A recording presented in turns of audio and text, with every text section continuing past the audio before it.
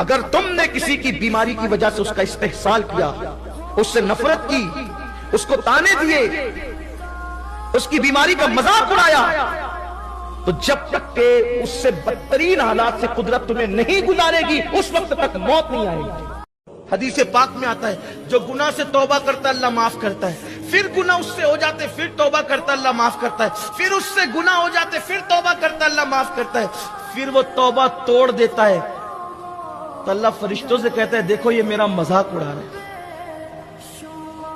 بار بار توبہ کر کے توبہ توڑ دینا یہ اللہ کی رحمت کا مذاق اڑانے کے مترادف ہے۔ اس لیے میں آپ سے کہنا چاہتا ہوں زندگی کا کوئی بھروسہ نہیں، پلٹ آؤ، توبہ کر لو اور ایسے پلٹو کہ پھر کبھی گناہ کی طرف نہیں جانا۔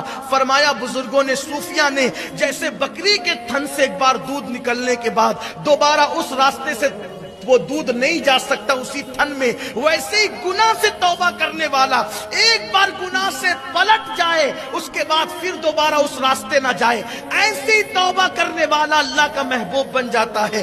آئیے اپنی نگاہوں پہ کنٹرول کریں، اپنے آپ پہ کنٹرول کریں، اللہ کی بارگاہ میں سچی توبہ کریں۔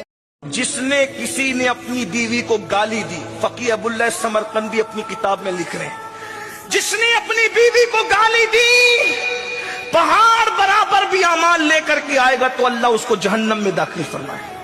آج تو بیوی کو گالی دینا کوئی عیب ہی نہیں، یہ ماں بہن کی تولتے رہتے ہیں۔ سرکار غریب نواز رضی اللہ تعالیٰ عنہ فرماتے ہیں جو کسی مومن کو گالی دے مرتے وقت تو اس کی زبان پہ کلمہ نہیں آئے گا، میں اس بات سے ڈرتا ہوں۔ عام مومن کو گالی دو تو مرتے وقت کلمہ نہیں آئے، شریک حیات کو کوئی گالی دے وجہ علم نہیں۔